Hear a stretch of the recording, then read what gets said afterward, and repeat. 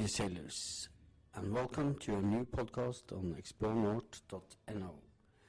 I'm your host, Jon Antrup. The last, 3 weeks, going on a month, I've been sailing as a skipper on board Witness, the former Pelagic Australis, a 74 feet aluminum expedition boat built for Skip Norway, now owned by Greenpeace. And I am currently in Longyearbyen. And on the dock in Longyearbyen, I met Ella from Ella in the Arctic.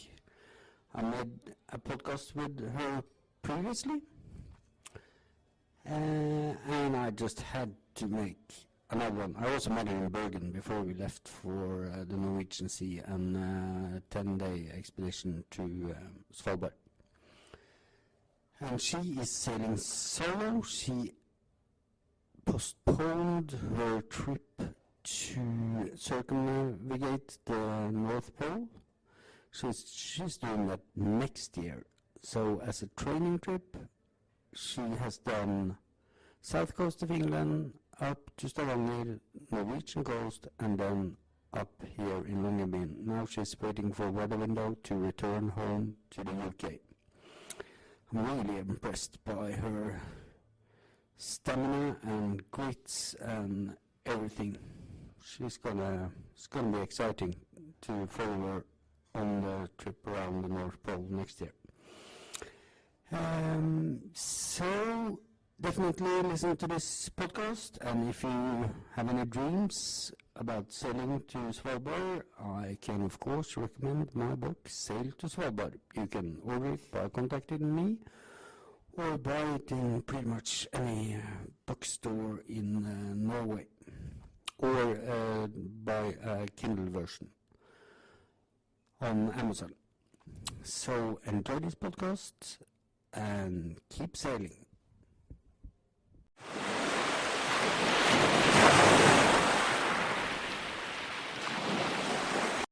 Right. So, where are we now, Ella? We are in Longyearbyen in Svalbard, Spitsbergen, technically. What's it like if you look out of Gjevar right now? You can see the mountains of the land that we're on the dock on, and some snow and some glaciers up the back. I would like to say there's bright blue skies, but there's not. It's really cold and windy today, but beautiful barren landscape. Yeah. Because the first time we talked together, you told us about your plans to sail around the North Pole, but you changed those plans, didn't you?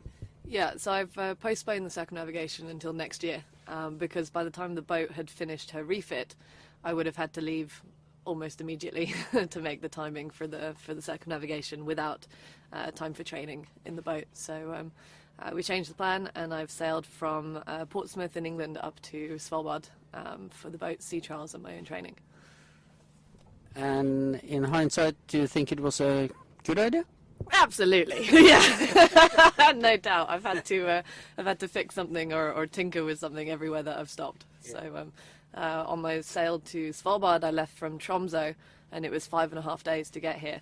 And 2 days out of Svalbard, I had total steerage failure of the boat, which I've now understood why, which is something I can go back to England and fix so it doesn't happen again next year. But thank God for the hydrophone, or I'd still be going in circles in the Barents Sea. Yeah. But but you had some troubles before that, haven't you? There's always some teething problems with. It isn't a new boat, but it's sort of a new boat. Yeah, I think teething problems is the right word, because a lot of what we've done is right, and a lot of the new equipment works. But teething issues, yeah, minor things to rectify, just to make my life easier next year. So figuring some of those out as I go, and going back to England to fix a few of them this winter, yeah. Because you sailed double-handed to Norway? Yeah, so we did Portsmouth to Stavanger with my friend and sponsor Rick from Blackbeard Marine, who's been a massive part of the electrical and engineering refit of the boat. He's also a sailor who lives on his boat in Portsmouth Harbour, so it was the perfect pair of hands for the boat's first sea trial. and then he flew home from Stavanger, and I've done the rest alone. How did you enjoy the sailing alone? I'm loving it, honestly. I find it so peaceful.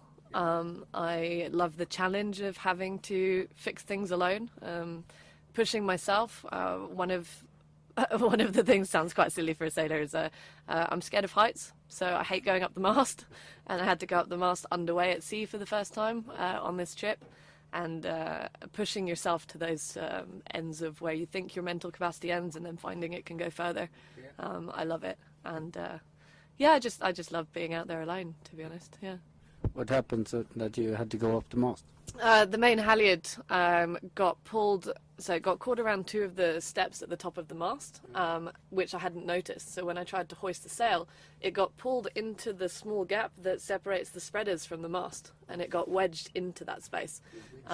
It got, not winched in, wedged. So I couldn't shake it free from the deck. Right. So I had to go up to the spreaders and pull it out. And even then I went up to the spreaders and tried to pull it out, and I couldn't because the system that I have for climbing the mast at the moment means I have to hold on with one hand, and I couldn't get enough weight behind one arm only to take it out. So I ended up going back to port and then getting lifted up in my bosun's chair with someone else, and then I freed it. So again, issues like that I'm going to rectify to make sure they can't happen again. So I've now put tape in that indentation in the spreaders so that the halyard can't go back in there. Little things like that. Yeah. How did you like to find the Norwegian coast? Oh, absolutely gorgeous. It's an area that I recommend to anyone that wants to see some beautiful landscapes. I regret not spending more time in the Lofoten, which I've heard is supposed to be beautiful. But I was on sort of timing to get to Svalbard before the end of the season, before too late. But that just gives me an excuse to go back and see it again. Yeah, because when your next year's circumnavigation, you're going the same way, sort of. I'm going to go up the North Sea, but my start line for the circumnav is going to be a waypoint in between Norway and Iceland on the latitude of 6.5 degrees north, and then I'm going to be turning west towards Iceland. So I'm not actually planning on coming to Svalbard or landing in Norway during next year's trip. So it's nice to see it this year, for sure. Good training ground for us as well. And how was it crossing over to Svalbard? For the first 2.5 days, it was absolutely beautiful, with lovely breeze and dolphins and just really lovely. And then the closer I got to Svalbard, the worse the weather got, and then the fog settled in, and I had about 2 days of anywhere between 2 miles to 100 meters visibility, and the sea state got a little bit hectic, about 4.5 meters at worst. Some pretty strong winds on the way in, but that worked in my favour because it meant I could use the hydrovane to sail the boat after I lost steering, whereas if it had stayed flat calm with no wind, I would have been hand steering the hydrovane at the back, which would have been less helpful actually. How do you react when you lost steering, that you found out there's no steering? It took me a little while to figure out exactly what the problem was. So at the beginning I thought that my helm just wouldn't turn to port, and then I eventually realised that actually the only reason it was going to starboard was because of the wind in the sails. So once I figured out that it really wasn't going anywhere, it was a bit more of an issue. So I went into the steering locker out at sea and realised what the problem was. Essentially the rudder quadrant had fallen off of the male groove that makes it turn the rudder shaft. And I knew that wasn't something I could fix in the swell and the conditions that I was in. So if something like that had happened on next year's trip, it would have been okay to heave to or to go to an anchorage and fix it there. But knowing that I had the hydrovane and I was only 2 days away, it made more sense to just push through on that and come in and fix it. So I think, if I hadn't have had the reassurance of the hydrovane, it probably would have been a bit of a scarier situation than what it turned out to be. But I knew that I could make it with that, so it wasn't too bad. It was just uncomfortable. So it's the usual Brit way: keep calm and carry on. Absolutely, yeah. I think I said exactly that in the video I made of the trip too. There's nothing you can do about it, so stay safe and keep going. Yeah, absolutely. How far out did you see Svalbard? Not very, because of the fog. It sort of came and it went, so I could see it from a couple of miles away, and then the next sort of rain cloud came in, and it disappeared from view. I was maybe half a mile out, and I couldn't see the mountains anymore. So thank God for electric navigation as well. I could tell on the chart where I was, even if I couldn't see it. And then once I actually entered the fjord, it was clear for the rest of the way in, so it was really nice. Yeah. And you had a sort of a midnight landfall here, and of course it's daylight, so it's not midnight in that sense of the word, but how did you manage without any proper steering? Yeah, luckily for me, Eva has a very good bow thruster, which luckily, again, was working. So for those of you who haven't been to Longyearbyen, essentially when you arrive, there's a massive jetty, which has lots of boats on the outside of it, which means you can't see where to turn to go inside of it for the smaller boats. So I came in with my binoculars, trying to figure out where to go.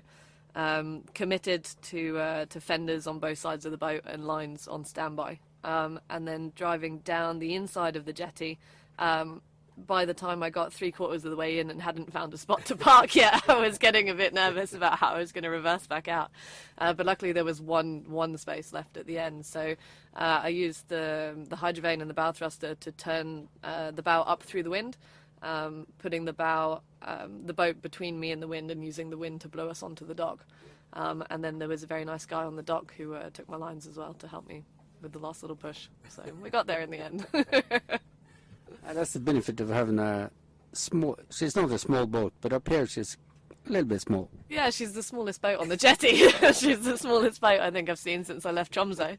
Yeah, she's only 38 feet, you know, which in any sort of marina around the UK is your normal decent size. But here it looks like a toy boat compared to everything else on the dock. Yeah, yeah. But she's my little tank. She'll handle a lot and she'll do me well. Now she looks like a proper, not a proper tank, but she looks like she can handle the sea very well. Yeah, she's got a beautifully designed sort of structure. Bruce Roberts is known for his offshore designs, right? But the chined hull as well, especially, just glides through the water beautifully. So, yeah, she handles it well. Yeah. Cool. So you're confident with her to set out on next year's mission? Absolutely, I am. I do feel like I made the right choice of boat. Which is reassuring, because it would be quite hard to have to go back to England now and tell everyone that the boat won't do it. So yes, no, the boat. I've had faith in the boat since I found her 2 years ago, but having proven that to myself and to everyone else now is quite a good feeling. She's definitely the one for the trip. Yeah. But it's probably more of a people question than a boat question. This roundabout you're trying to make, isn't it? Yeah. Yeah, and I think my next leg, what I'm going to do is I'm going to sail from here probably back to Scotland, which is going to be the longest offshore passage I will have done alone.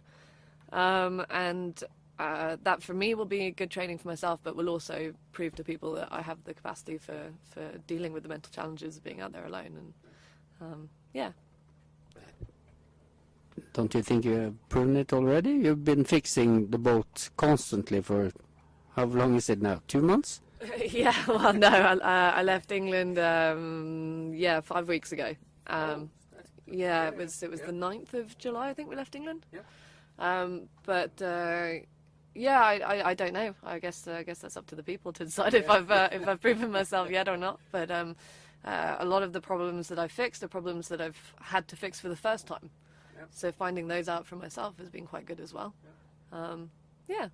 I don't think it's been that many solo sailors on Svalbard this year, and it's not the most usual sight. Yeah, it's not common from what I'm finding out. So the Svalbard Journal actually came down to interview me about it, which was pretty cool. But then again, you know, there's also a team of rowers that have showed up whilst we're here, and you know, if people can row it, people can sail it, and it's definitely a challenging place to sail to alone in the sense that when things do go wrong, you have to either have backup systems or you have to be able to fix it on the fly, or jury rigs. But I'm really proud to say that I've sailed to Svalbard alone. Actually, it's a pretty cool feeling. Thanks. Any things you have found out that you have to double or triple up on? Gosh, a whole new steering quadrant. No, I'll reinforce the steering quadrant this winter. Things to double and triple up on. Thermals. I don't think I brought enough of those because I wore the same set for like 5 days on the way here, and then I only had one other pair. Forks. I accidentally lost a fork overboard, so I only have one fork left. So I had 2 of everything. Now I have 1 of everything. I don't know. I think things like engine servicing parts and stuff like that. I carried 3 servicing kits with me here, and I've used 1 already. So for the expedition, I'll probably take 5 instead of 3. And but so far so good.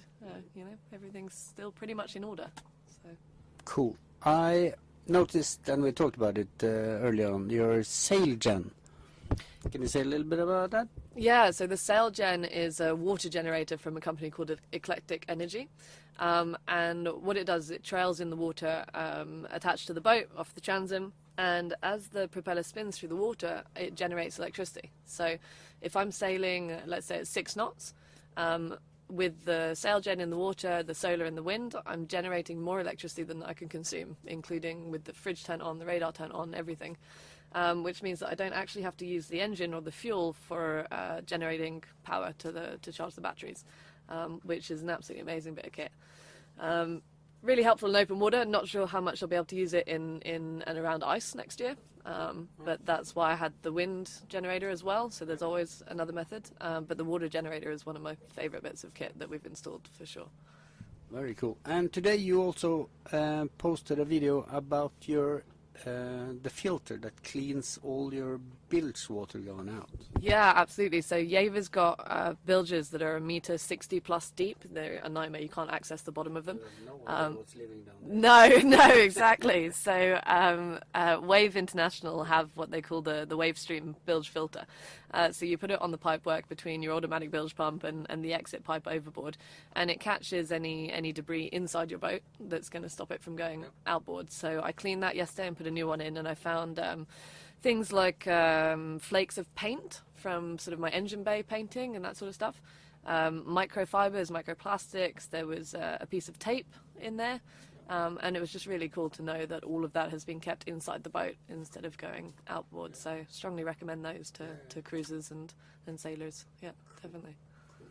When it comes to sailing back, that's as you mentioned, that's a longer stretch. How long do you reckon it will take to get back to Scotland? I haven't actually done the routing for it yet, but I'm going to say at a guess, somewhere around 8, 9, 10 days maybe. Hopefully, 8 or 9 days. That's going to be a longer stretch, so I don't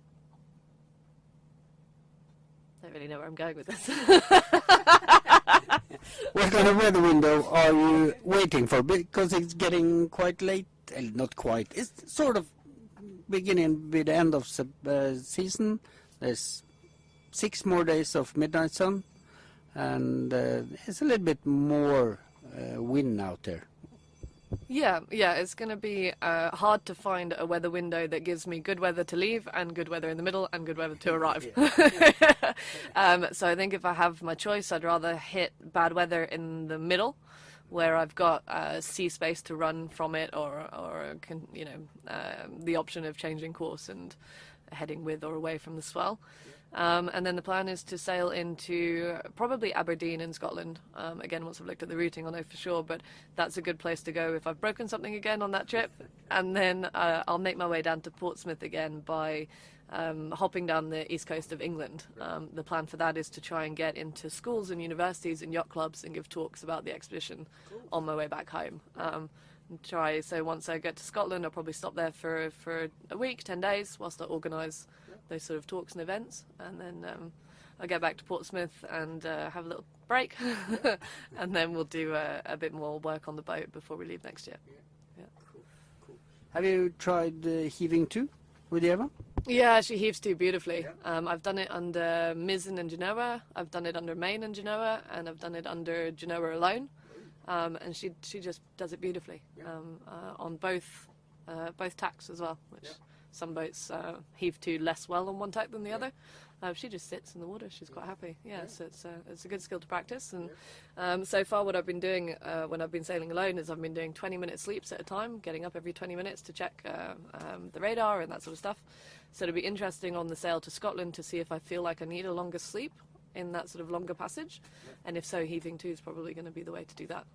So, I just sailed some of the passage you're going to sail now, and we didn't see a single boat in 10 days, so you probably can sleep a little bit longer than 20 minutes.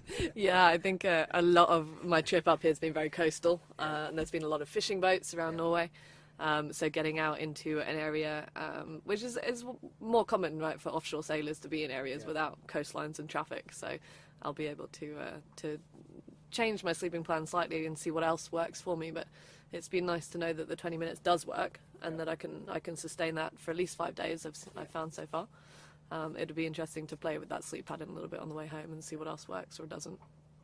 And you weren't exhausted when you got to Longyearbyen? Yeah, I was tired, but not so tired that I didn't go to the pub for a rum. You know, I think you feel it more after your first sleep. Yeah. So as long as I stay in the 20 minutes, I can keep it going. Yeah. But when you sleep then for 8 hours, you wake up thinking, I'm quite tired. So you had a 20-minute nap at the pub too, then? Yeah, maybe between rum number 1 and rum number 2. Do you carry some kind of drogue or a sea anchor or something like that? Yeah, I have a sea anchor. Touch wood, I've not had to use it yet. It's in the sail locker. So it would probably be good training to put it out at some point and just make sure I'm happy with how to recover it as well. But I've not had to use it in anger yet, so it's there if I need it. And 2 storm jibs as well. So I've got a spare sail for every sail and 2 storm jibs and the drogue. So yeah, a lot of extra equipment. Extra equipment. Yeah, have you tried the storm sails? No, not because I've had to. No. Just for fun. Yeah. So I've got one that hangs on and one that wraps around the Genoa. Yeah. So a couple of different options. Yeah. Have you been following the weather and the ice for the route you're taking next year? Yeah, not so much myself personally, but the shore team at home. Obviously, I've been a little busy, but my dad is a massive part of the ice routing for next year, and my shore team, and he's been looking at the Northwest Passage and the Northeast Passage, and kudos to him. His predictions for where he thought the ice was going to melt next have been accurate 4 times in a row so far. Which is pretty cool. And he's also, what we're seeing is the Northwest Passage opening earlier than it has done in previous years. There's quite a lot of small pleasure boats going through there this year, private boats and private craft. And for me, in a way that is detrimental, obviously, to climate, but helpful for my circumnavigation, the earlier it opens next year, the sooner I'll be able to get to Russia and the sooner I'll be able to get through the northeastern passage. So it is interesting to know it's opening a couple of weeks earlier this year, but worrisome at the same time. That is the reality of what's happening. Yeah. And the northeast passage, any news there? That's probably not the ice, but the government that's the problem. Yeah, so if I had achieved, if I'd managed to get going for the circumnavigation this year, I had all of my permits approved. So the boat was approved, the passage plan was approved, and I had a visa for Russia. So I'm very much hoping that all will get approved again next year. Yeah. How was that process? Long. It was very hard to find any details of who to contact in Russia for that sort of thing. Yeah. Getting the visa itself was a very simple process with the Russian embassy in London. I didn't face any issues there at all, but it's one thing getting your own visa and it's one thing for the boat's permits, and obviously they're not used to pleasure sailing vessels from outside countries trying to go through there. So I ended up somehow with the email address of the Russian Deputy General of Navigation for the Northern Sea Route. And he has been nothing but helpful. He's answered all my questions. He's seen the boat's survey that he asked for and approved the boat and the passage plan. So he's requested an updated survey with the reapplication next year. Yeah. And hopefully he'll approve it again. That sounds very helpful. Yeah, he's been amazing. Yeah, really helpful. And how long do you reckon the circumnavigation will take before you pop out in Norway? I guess that's when you can say that you're down. Yeah. You have to sail down to 66, but yeah. Yeah, I think crossing out of Russian waters into Norwegian waters, so into the Barents Sea, will be when I'll be able to think that it's finished, even if it's not. You're clear of ice and stuff by then. So I'm estimating the whole trip take about 5 months, planning to be at that point of crossing the border by the end of September, early October at the absolute latest. Yeah, hopefully. Looking forward to it? I can't wait. I'm so excited. It's almost bittersweet to have to sail back to England now, because I quite like to just stay. But yeah, we go back to England and we'll sort things out and do things properly, and obviously reapply for visas for America and Russia, and deal with the bureaucracy side of trying to do something like this. And then I can't wait to go again. So it's going to be good. Apart from taking her on the hard, are you going to do some more sailing in the wintertime, or just this is it? I hope so. I'd quite like to go to Dusseldorf Boat Show. I haven't decided if I'm taking the boat there or not, but it would be good to get around yacht clubs and universities and talks. I also last year went to France to give talks at some schools out there. That's where I grew up, so I wouldn't sail Yeovil there this year, but it would be nice for me to get back there and update the schools on what I'm doing. But certainly, hopefully, down the south coast of England, and hopefully sail the boat to places where I'm going rather than bus. Yeah. Cool. And you racked up an impressive list of sponsors or partners, or I'm not going to ask you how you did it, because I probably know it, but it's a big task that you've accomplished. How many people do you have? Thank you. Yeah, so I've got 21 sponsors and one main partner. So partnering with Capital.com was really the pivotal sort of game-changing moment for the campaign, because it's now guaranteed that I can give it a go. There's nothing really holding us back anymore. And the sponsors I've accumulated over the last sort of 2 years, 2 and a bit years, were all of the people that got involved in the refit. And the boat wouldn't be where she's at without each and every one of them helping as well. So yeah, it took a long time to gather that sort of support, but when you're out there alone, I'm sort of constantly reminded by the fact that I'm not. I'm carrying a huge amount of support and backing, and people looking after me from home as well. So it feels good. Yeah, it's doing it for me as much as for them. Yeah. And it's not just Svalbard Posten that has contacted you? No, just this morning I had an interview with the Times, actually, so hopefully in a couple of weeks that will be posted. So I'll share that interview onto my own social medias when it comes out, but it was really exciting, actually, to be approached by the Times instead of approaching them, and for finally starting to get some traction into mainstream media outside of sort of the realm of yachting magazines and media. So yeah, really exciting. Hopefully I didn't say anything too atrocious on the interview.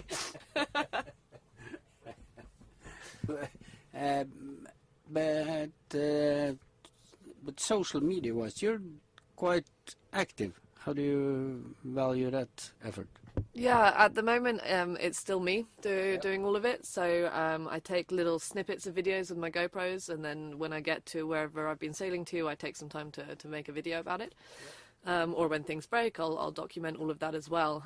So the social media is starting to gain traction, but I've still only got, I don't know, like 800 followers on Instagram. You know, it's not a big thing yet. So hoping to raise the profiles of that. I try and keep posting as much as possible so that I can keep gaining traction.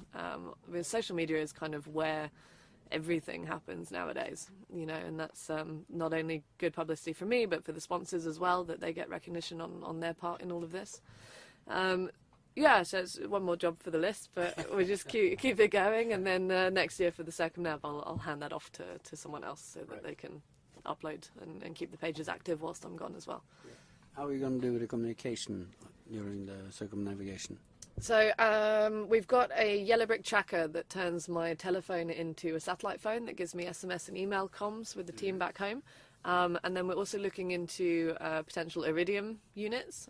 We were looking into Starlink, but Starlink doesn't work in Russia, and that's a third of the trip. So what's the point? No, apparently not. Yeah. So So I'm not sure.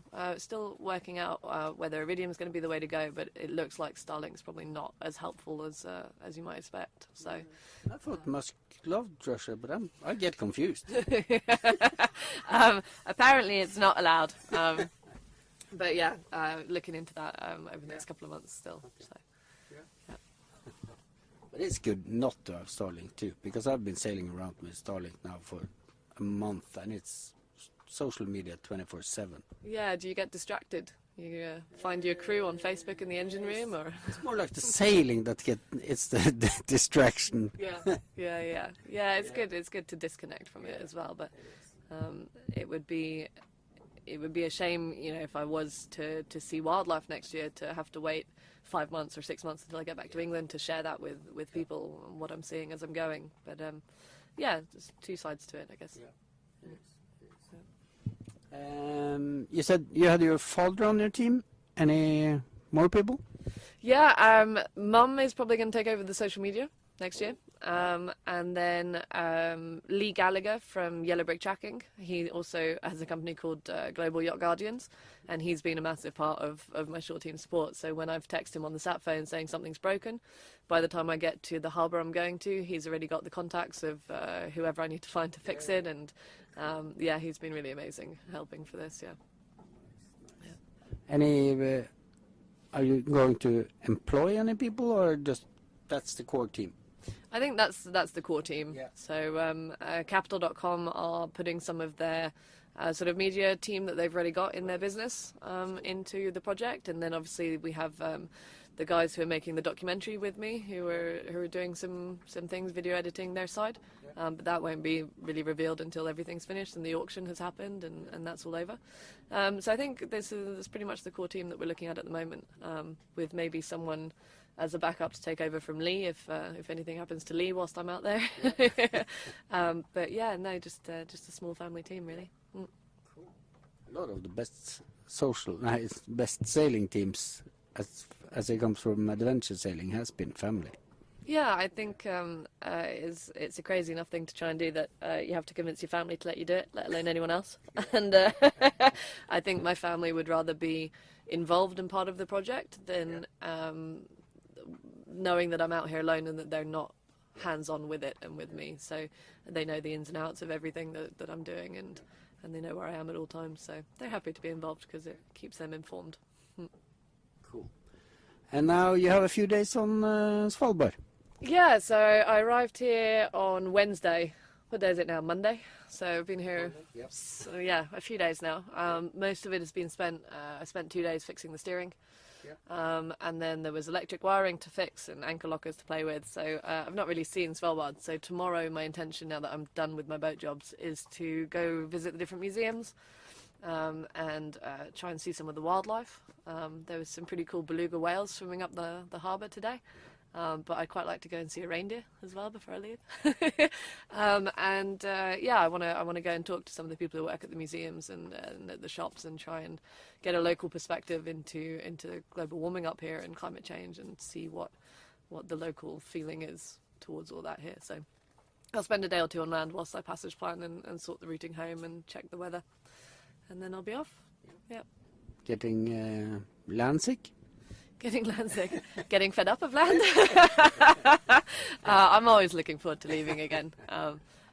The water really is my happiest place, but I think it would just be silly to have made it this far to a place like this and have spent 5 days on the dock fixing the boat without actually seeing the place. So I will definitely take a couple of days to explore and see it for myself. Yeah. Anything I've forgotten to ask about or something you would like to share? I think so. I think there were some pretty good questions. But it's been wonderful to see you again up here. It's thank you for taking the time. No, my pleasure. And it's a pleasure to follow you. And I'm looking forward to next year. Thank you. Yeah, me too. I appreciate that. Thanks. And good luck on your return to Scotland. Thank you very much. I'll let you know when I get there. Yeah. Thank you.